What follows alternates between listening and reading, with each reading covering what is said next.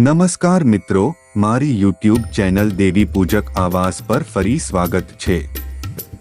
રાજપીપળાએ રાજવીઓની નગરી અને એક ઐતિહાસિક રાજા વેરીશાલજીની નગરી તરીકે પણ ઓળખાય છે। અહીંમાં હરસિદ્ધિનું મંદિર વૈરીશાલજી મહારાજે આશરે 400 વર્ષ પહેલા બંધાવ્યું હતું। રાજપીપળાની ગાદી પર બિરાજમાન 25મા વારસદાર ગોહિલવંશી ત્રચાલજી મહારાજના પુત્ર વેરીશાલજી જ્યારે તેમના માતાપિતા જોડે ઉજ્જૈન હરસિદ્ધિ માતાજીના દર્શન કરવા માટે ગયા ત્યારે તેમને એમ થયું હતું કે આ માતાજીને જો વિક્રમાદિત્ય રાજા પોતાના નગરમાં લાવી શકતા હોય તો હું પણ માતાજીને મારા નગર રાજપીપળામાં કેમ ન લઈ જઈ શકું। આ વિચાર જ્યારે તેમને આવ્યો ત્યારે તેમની ઉંમર માત્ર 12 વર્ષની જ હતી। જ્યારે વેરીશાલજી 22 વર્ષના થયા ત્યારે તેમના પિતાનું અવસાન થયું અને તેમનું રાજતિલક કરવામાં આવ્યું।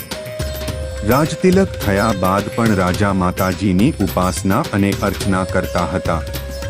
થોડા દિવસો બાદ રાજાને સ્વપ્નમાં આવી માતાજીએ કહ્યું કે જો તારે મને તારા નગરમાં લાવવી હોય તો હું તારી સાથે આવીશ। રાજાએ તરત જ ઉજ્જૈન જવાનું નક્કી કર્યું અને રાજા માતાજીમાં મંદિરમાં પહોંચીને પૂજાવિધિ કરવા લાગ્યા ત્યારે તે સમયે જ માતાજીનું કંકુ લેવાનું ભૂલી ગયા અને તેમણે કટારથી તેમની આંગળી કાપીને માતાજીને તિલક કર્યું।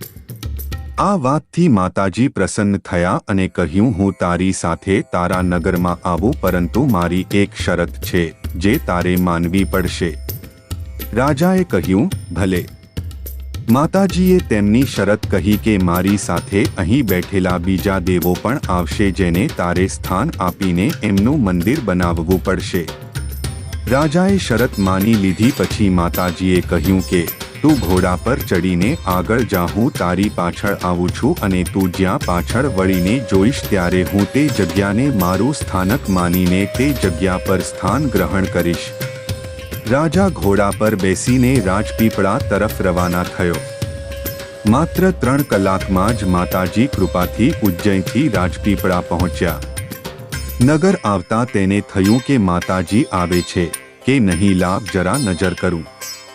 ત્યારે માતાજીએ તે જગ્યાને સ્થાન ગ્રહણ કર્યું અને રાજાએ ત્યાં જ માતાજીનું ભવ્ય મંદિર નિર્માણ કરાવ્યું હતું। શ્રી હરસિદ્ધિ માતાજીના મંદિરે રાજપીપળા સ્ટેટના રાજવી વેરીશાલજી મહારાજે 1157માં રાજપીપળા નગરમાં બંધાવ્યું હતું। કહેવાય છે કે આ મંદિરમાં માતાજી સ્વયં સ્થાપિત થયા હતા। અહીં માતાજી 400 વર્ષોથી બિરાજમાન છે। આ મંદિરમાં શક્તિ સ્તંભ પણ આવેલો છે। જ્યારે મંદિરનું નિર્માણ થયું ત્યારે જ અહીં આ શક્તિ સ્તંભની સ્થાપના કરવામાં આવી હતી। જો તમને આ વિડિયો ગમે તો લાઇક બટન પર ક્લિક કરો અને મારી યુટ્યુબ ચેનલને સબસ્ક્રાઇબ કરો। આભાર।